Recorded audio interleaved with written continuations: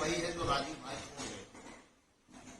कोई राजनीतिक हमारा ना विषय है, न किसी पार्टी से कोई लेना देना है, किसी भी पार्टी से। विशुद्ध अपने समाज और राष्ट्र के लिए एक कार्य है। तो राजीव चले जाने से, अकस्मात चले जाने से जो समाज की जो हानि हुई है उसकी क्षतिपूर्ति के लिए हर व्यक्ति प्रयासरत है। हम भी उसमें एक छोटा सा कार्य कर रहे हैं। तो मेरे गुरु के मार्गदर्शन पे मैंने ये कार्य अपने हाथ में लिया। जब उन्होंने कहा कि इस तरह से इस कार्य को बढ़ाना है तो हमने इस पर विचार करने के बाद काफी, क्योंकि आप जिस साँचे में ढले होते हैं उससे इधर जाना बड़ा मुश्किल होता है। तो सबसे पहले मैं जब शुरू करना चाहता था तो ये परम सौभाग्य होगा कि ब्रजभूमि से ही इसकी शुरुआत की। माधव जी से बात हो रही थी तो उन्होंने कहा, तो ये मेरे लिए बहुत गर्व का विषय है। जिस भगवान श्री कृष्ण को मैं अपने हृदय में बसाए हूँ, मुझे उन्हीं की भूमि करने का अवसर प्राप्त हुआ। तो सबसे पहले उन्हीं मेरे शब्दों के साथ आप उद्घोष करिए, भगवान श्री कृष्ण की जय, भगवान श्री कृष्ण की जय, राजीव भाई जिंदाबाद, राजीव भाई जिंदाबाद। धन्यवाद। विषय को शुरू करने से पहले थोड़ी सी भूमिका मैं आप लोगों के सामने रख देता हूँ, ताकि आप जिस विषय पर हम आज बात करने के लिए यहाँ आए हैं उसको आप समझ सकें। देखिए, मानव की ये प्रवृत्ति रही है कि वो सदैव से ही दूसरे के अधिकारों का अतिक्रमण करता रहा है। उसको समझने के लिए हमें बहुत पहले जाना पड़ेगा, फिर हम आज के दौर में आएंगे कि आप एक एक करके चीजें देखेंगे कि कैसे होता रहा।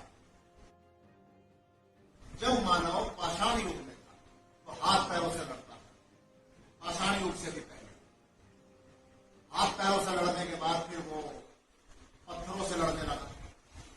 पत्थरों से लड़ने के बाद फिर धातु की खोज हुई तो तीर का से लड़ने लगा।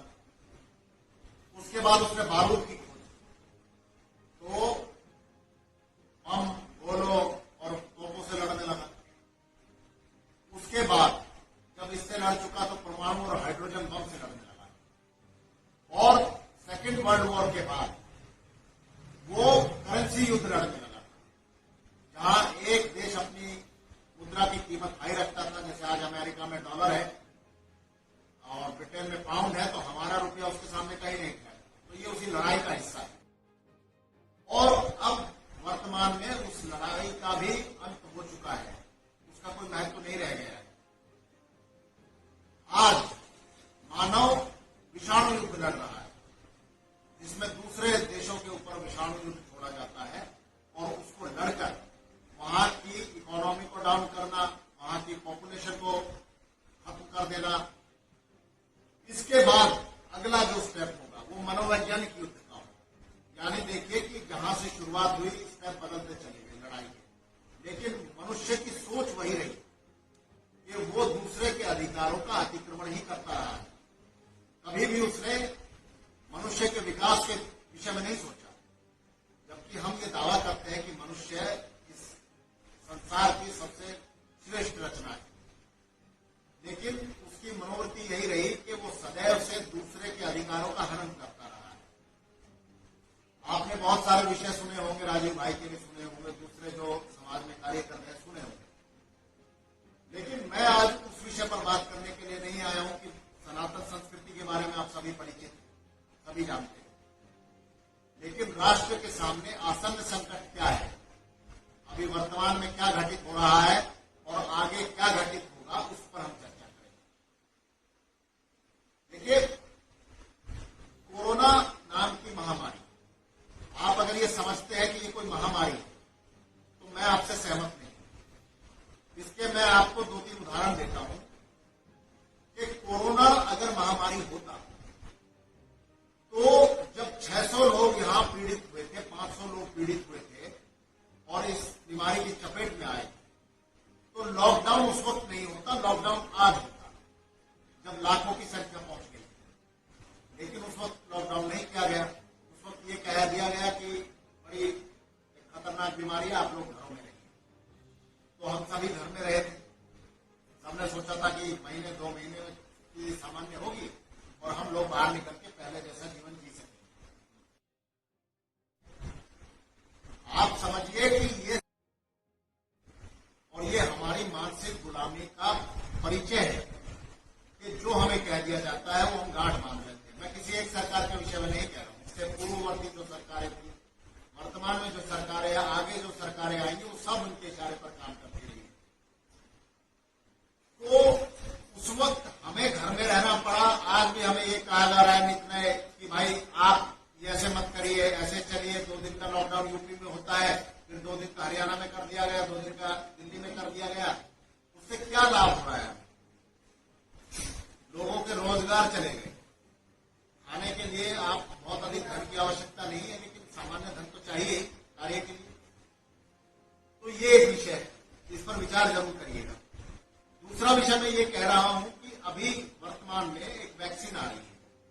मालूम होगा कि वैक्सीन के ऊपर काम चल रहा है जी। तो ये वैक्सीन के लिए ये कह रहे हैं कि ये वैक्सीन आपको लगाई जाएगी। और अभी हमारे आदरणीय प्रधानमंत्री जी ने लाल किले से ये कहा है कि सबका एक हेल्थ कार्ड बनेगा।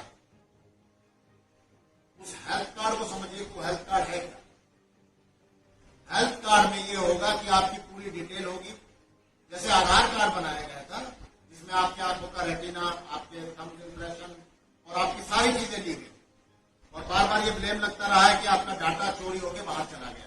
आपके एक एक नागरिक की सूचना उनके पास है, कौन कहाँ रहता है, क्या कार्य करता है, क्या उसको सरकारी लाभ मिल रहा है, ये सब सूचनाएं उनके पास है। आप ये मत समझिएगा कि आप अपने घर में बैठे किसी को कुछ मालूम नहीं है। आप जो फोन चला रहे हैं, जो बैंक अकाउंट इस्तेमाल करते हैं, वो सब आधार से जुड़ा हुआ है। आपकी संपत्ति आधार से जुड़ी हुई है और वहां बैठे वो आपको ऑपरेट कर रहे हैं कि ये व्यक्ति फोन पे किससे बात कर रहा है, ये व्यक्ति अभी कहां ट्रेवल कर रहा है। आप जब गूगल ऑन करके निकलते हैं कहीं पे, यहां से मान लीजिए आप मथुरा जाएंगे वृंदावन से और किसी जगह जाना है, मेरे जैसे व्यक्ति को दिल्ली से मथुरा आना है, तो मैं गूगल ऑन करता हूं। तो गूगल के जरिए उनको मालूम है कि आप कहां ट्रेवल कर रहे हैं, आपकी पूरी ट्रेवल हिस्ट्री उनके पास रहती है। एक एक व्यक्ति के ऊपर उनकी नजर है। अब वर्तमान आगे जो भविष्य में होगा आपके साथ, मैं उस पर थोड़ी चर्चा करना चाहता हूं। ये जो वैक्सीन होगी तो आपको लगाया जाएगा और जब आपको ये लगाई जाएगी तो आपकी उम्र घटकर 25 साल कम हो जाएगी। उदाहरण के लिए आप 60 साल जीते हैं, एक सरकार ने कहा हुआ है कि 60 साल तक आप नौकरी कर सकते हैं, फिर आपको पेंशन मिलती है और आप 10 साल जीवित रह लेते हैं। तो वैक्सीन लगाने के बाद 25 साल उम्र आपकी कम हो जाएगी। उसका कारण क्या है? वैक्सीन बनाई जाती है किन किन चीजों से? भ्रूण का उसमें इस्तेमाल किया जाता है, जो हमारी माताओं बहनों को मिसकरेज होता है, उस भ्रूण से बनाई जाती है। गाय की चर्बी के तेल से बनती है, सुअर की चर्बी के तेल से बनती है और न जाने कितनी अप्राकृतिक चीजें होती हैं। तो उस वैक्सीन से आपका इम्यून सिस्टम इतना वीक हो जाएगा कि आप कीड़े मकोड़ों की तरह चलते हुए गिरने लगेंगे जब अगला कोई वायरस इस तरह से छोड़ा जाएगा। दूसरी बात मैं आपसे कहना चाहता हूं कि अगला स्टेप होगा इस वैक्सीन के बाद। अभी कल की हर्षवर्धन ने ट्वीट किया है, WHO चले गए हैं ना, हमारे स्वास्थ्य मंत्री हैं, खुलकर ट्वीट किया है कि आपके यहां RFID चिप डाली जाएगी और सिंबल क्या होगा? त्रिभुजाकार में होगा। ये त्रिभुजाकार किसका सिंबल है आपको पता है? यह इल्यूमिनाटी का सिंबल है जो पूरे विश्व को नियंत्रित करता है। 10 से 11 शाही परिवार पूरे विश्व में है, वो पूरे विश्व को नियंत्रित करते हैं। उनको ये बताना पड़ता है फला देश के प्रधानमंत्री को, हमारे देश के प्रधानमंत्री को, आपको अपने देश में ये करना है। दूसरे देश के प्रधानमंत्री को कहेगा आपको ये करना है। हर जगह की भौगोलिक स्थिति अलग है, हर जगह के कल्चर अलग है, संस्कृति अलग है। तो उनको यही बताया जाता है कि आपको ऐसा ऐसा करना है और वो मानने के लिए बाध्य हो जाते हैं। उसमें अभी RFID चिप के बारे में मैं आपको बता दूं, ये क्या होगा कि जब आपको यहां डाला जाएगा एक मशीन के थ्रू, तो इसका पूरा फॉर्म समझिए, रेडियो फ्रीक्वेंसी आइडेंटिफिकेशन चिप। इससे क्या होगा कि आप अभी, मैं यहां बैठा हूं और आपसे बात कर रहे हैं और जितने लोग हम बैठे हैं, तो उन लोगों को ये मालूम रहेगा कि आपकी क्या गतिविधियां हो रही है, आप अभी कहां हैं, कहां जा रहे हैं। गूगल पे आश्रित नहीं रहना पड़ेगा, उनका सिस्टम बदल जाएगा। जैसे सरकार कोई चीज अपडेट करती रहती है, इसीलिए देखिए बाहर नोटबंदी में डिजिटलाइजेशन की तरफ ज्यादा जोर दिया गया कि हर चीज डिजिटल कर दी जाए। आपका पैसा डिजिटल रहेगा, आपको दिखाई नहीं देगा, बस वो घूमता रहेगा, तो उनको आसानी हो जाती है। और जब इसका आपको वो कोई ऑर्डर भेजते हैं, आपके ब्यूरो से कनेक्ट होगा। आपको मेरी बातें अभी हो सकता है ना जच रही हो, लेकिन अभी 5 वर्ष में आपको ये सब दिखाई देने लगेगा। तो अगर आप उनका आदेश नहीं मानेंगे तो रेडिएशन जो 5G अभी टावर लग रहे हैं, तो उससे आपके माइंड को हैक कर देंगे। अगर जैसे अभी आप नहीं मानते हैं तो पुलिस वाला आपको तो डंडे मार देता है, तो डंडे का सिस्टम खत्म हो जाएगा। वो आपको सिर्फ रेडिएशन से टॉर्चर करेंगे। थर्ड स्टेप, आप आपके बेडरूम तक, आपके ड्राइंग रूम तक कैमरे लगाए, रोड पे देखते हैं, आज मोहल्ले में देखते हैं, इसी तरह इस अंदर तक कैमरे लगाए जाएंगे। इसके ऊपर आप सभी लोग पढ़े लिखे हैं, गूगल पर, यूट्यूब पर जाइएगा और एक द ग्रे करके, द ग्रे स्टेट करके टाइप करिएगा, एक फिल्म का आपको प्रोमो दिखाई देगा। डेविड ट्रावली डायरेक्टर थे उसके, उन्होंने ये सच्चाई दिखाने का प्रयास किया था और आपको आश्चर्य होगा कि फिल्म रिलीज होने से पहले उनकी हत्या कर दी गई। 16 सीसीटीवी कैमरे लगे थे उनके घर पे जहां वो रहते थे। उनकी 4 साल की बच्ची थी, उनकी पत्नी और उनकी जो हत्या की गई वो इतनी निर्मम थी कि उसको शब्दों में बयान नहीं किया जा सकता। तो अगर आप ये समझते हैं कि आप आजाद हैं और आजादी से सांस ले रहे हैं और बड़ा घूम फिर रहे हैं, तो आप, मैं क्षमा चाहूंगा, फिर आपको समझ नहीं। मैं भी आप ही की तरह इसी अज्ञानता में जी रहा है कि भारत आजाद है और हम लोग अपने स्वतंत्र हैं और हम लोग यही सोचते सोचते बड़े हो गए। सबसे पहले आजादी आपके नाम पर थोपा गया एक पावर ऑफ ट्रांसफर है, आपके साथ छलावा है। वो कैसे है कि जब सुभाष चंद्र बोस जी भारत छोड़कर बाहर गए थे और आजाद हिंद फौज की उन्होंने स्थापना की थी सिंगापुर में, क्योंकि यहाँ के लोगों ने उस तरह साथ नहीं दिया था। गांधी जी की मूवमेंट में सब अंधे हो गए थे और सब चाहते थे कि उसी लाठी के पीछे बैठकर सेफ रहे, कोई फ्रंट पर नहीं लड़ना चाहता था। तो सुभाष जी ने देखा कि यहाँ उद्देश्य की पूर्ति नहीं हो सकती, तो बाहर चले। तो उन्होंने अपनी सेना बनाई और बर्मा से घुसते हुए इम्फाल तक, जब उन्होंने आजाद हिंद सरकार बना ली, आप लोगों को पता, फौज नहीं, फौज सिंगापुर में बना चुके थे, सरकार की स्थापना कर ली थी, 11 देशों ने मान्यताएं दे दी थी उस सरकार को। उन्होंने अपनी मुद्रा चलाई थी आजाद हिंद फौज सरकार की, और एक एक मूवमेंट उन्होंने बताया था। उसके बाद जब दिल्ली में जो बैठे थे गांधीवादी, उनको लगा कि ये तो सारी रणनीति हमारे हाथ से चली गई, इतने सालों से हम लोग जो तपस्या कर रहे थे, यानी जो दिखावा कर रहे थे, वो सब छिन जाएगा। तो अंग्रेजों के साथ एक गुपचुप एग्रीमेंट हुआ जिसमें ये कहा गया कि भाई हम 100 साल के लिए, 99 साल के लिए आपको ये लीज पर देते हैं भारत आजादी, आप इसको कहिए। इसका उदाहरण अगर आपको देखना है तो आप यूट्यूब पर जाइएगा, नेहरू का पहला स्टेटमेंट आप देखिएगा, जब वो शपथ ले रहे हैं, उसमें वो बताएंगे कि वो किसके लिए प्रतिबद्ध है। वो ब्रिटेन की महारानी के लिए प्रतिबद्ध थे, ना कि भारत की जनता के लिए प्रतिबद्ध थे। आज भी जब कोई प्राइम मिनिस्टर बनता है तो वो इंग्लैंड की महारानी के सामने जाता है और उसी तरह घुटने टेक कर उसके सामने कहता है कि मैं आपकी गुलामी स्वीकार करता हूं। यहां उसके तलवार रखी जाती है और वो उसको अपना गुलाम स्वीकार करती है।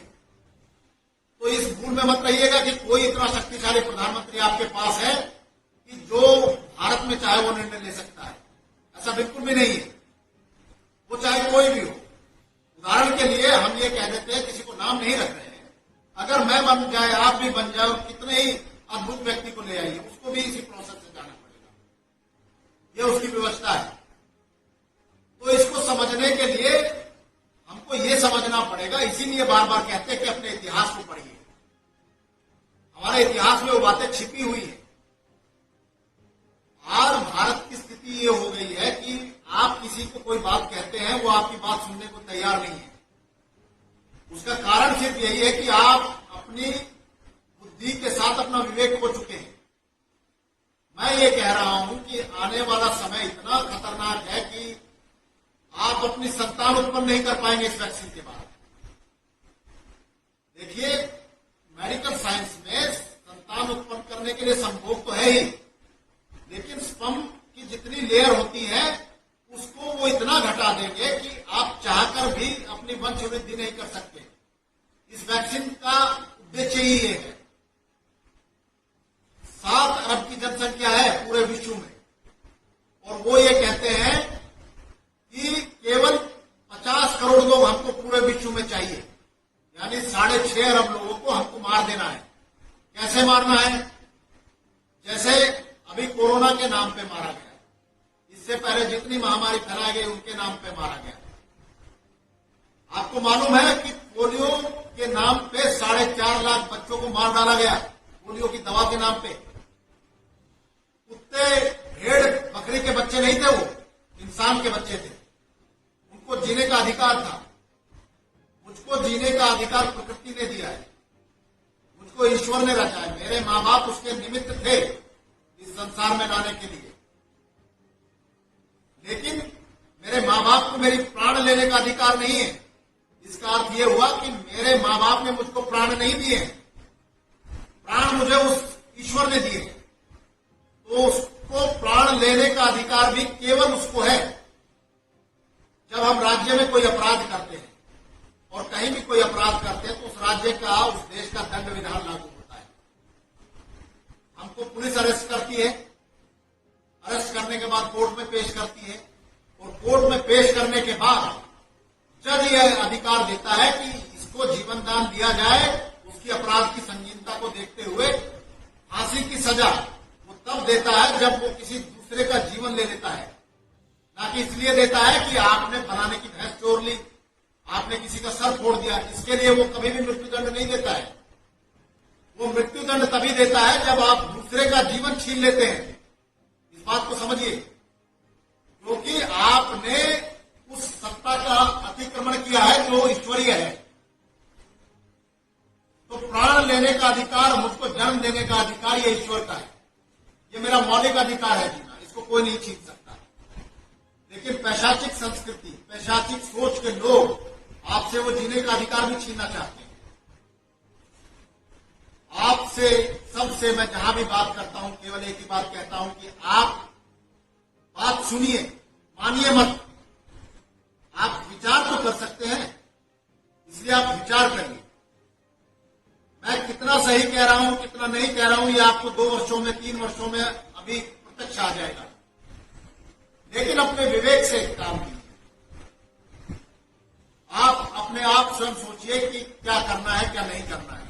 मेरा कार्य है आपको बात बता देना। आप में से कितने लोग उसको स्वीकार करते हैं, उसको कितना चिंतन करते हैं, ये मैं आप लोगों के ऊपर छोड़ता हूं।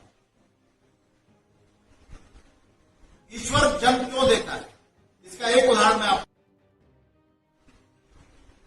जब स्त्री गर्भ धारण करती है तो उसके गर्भ के अंदर केवल पिंड होता है। उसके रज और पुरुष के वीर्य से जो निर्माण होता है वो पिंड का निर्माण होता है, किसी जीव का निर्माण नहीं होता है। ये हमारे उपनिषदों की व्याख्या है, जिसे कोई साइंस नहीं नकार सकती। आधुनिक साइंस भी यही कहती है। चेतना कहां से आती है, किसी साइंस के पास कोई प्रमाण नहीं है। उस पिंड के अंदर कुछ हफ्तों के बाद, कुछ 2 महीनों के तक वो पिंड रहता है, 1 महीने तक, 4 हफ्तों तक शायद रहता है। उसके बाद उसमें चेतना आती है। ब्रह्मांड में जो अनंत ऊर्जाएं तैर रही हैं वो अपने लिए अनुकूल माहौल देखती है और संस्कारवश उसी घर में वो जन्म लेती है। ये प्रमाण है कि मुझको जन्म ईश्वर देता है। माँ बाप केवल स्त्री और पुरुष, यानी वो केवल निमित्त मात्र है।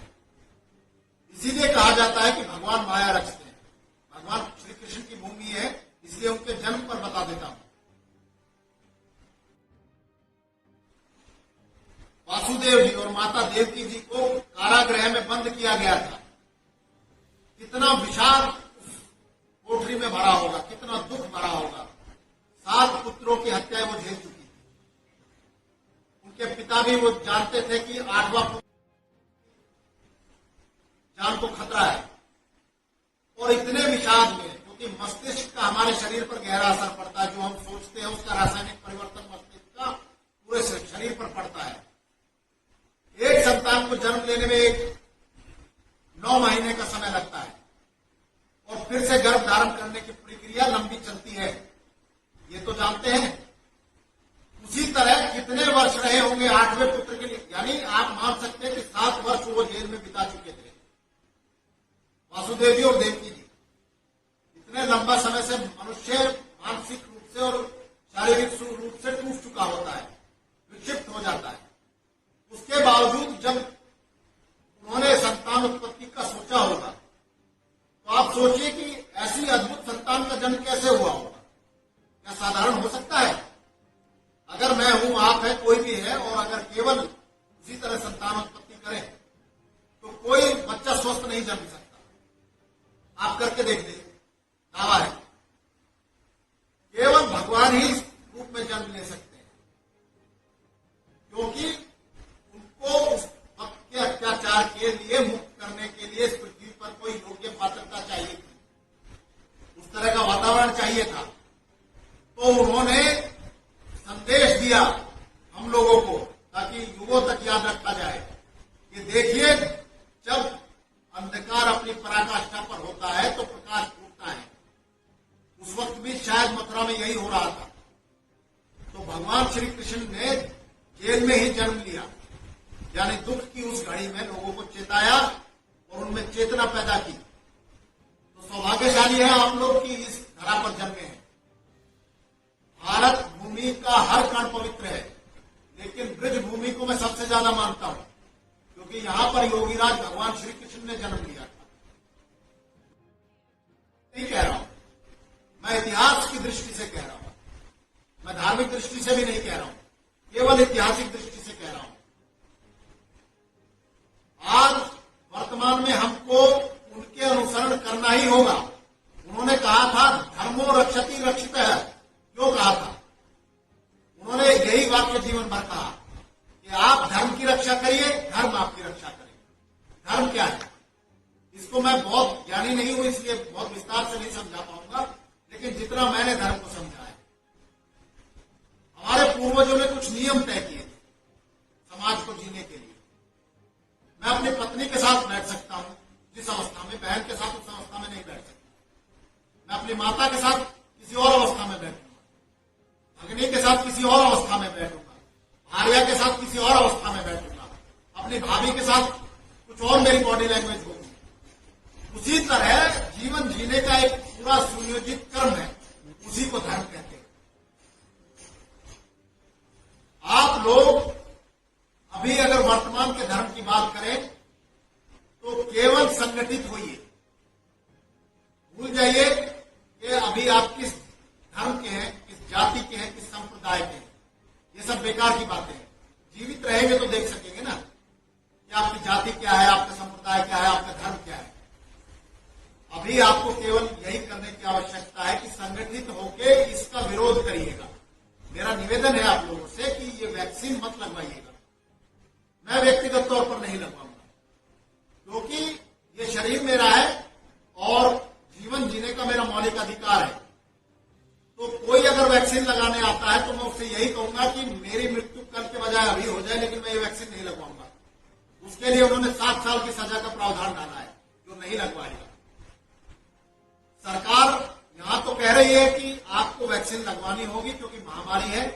भाई मैं ये कहता हूं कि आप हर व्यक्ति का कोई ऐसी स्वास्थ्य का निर्धारण करिए कि जब उसको अस्पताल जाना पड़े तो उसकी अपनी संपत्ति ना बेचनी पड़े। आपको मालूम है बंगाल में माए अपने बच्चों को बेच देती है गरीबी के कारण, उड़ीसा में।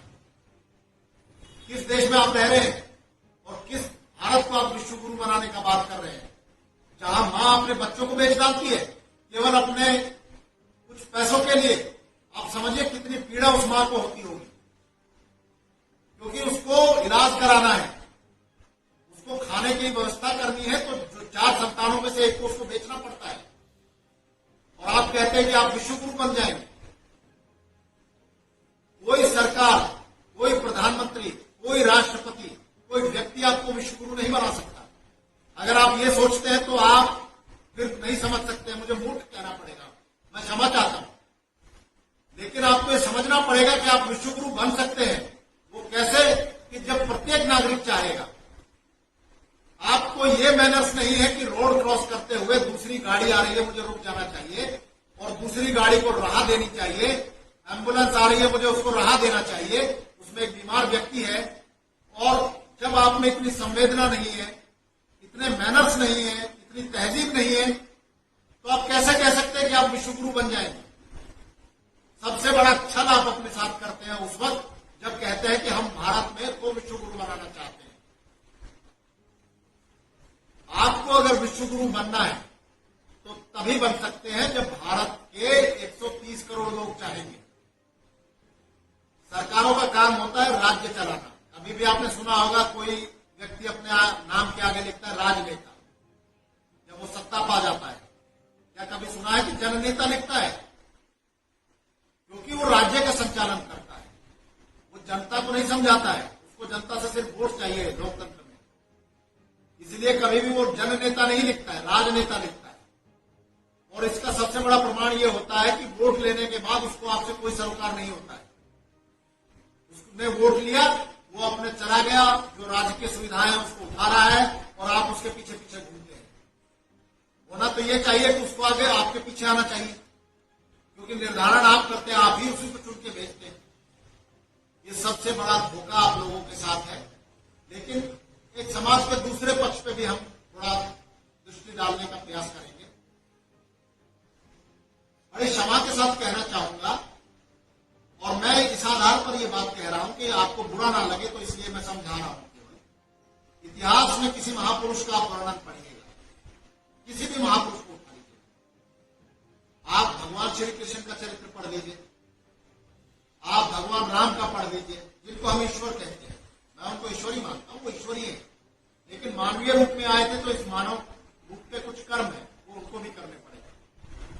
देखिए, प्रकृति की संरचना ईश्वर ने कुछ मर्यादाओं के साथ की है, और उस मर्यादा को स्वयं भी नहीं तोड़ते हैं। इसका प्रमाण सबसे बड़ा भगवान श्री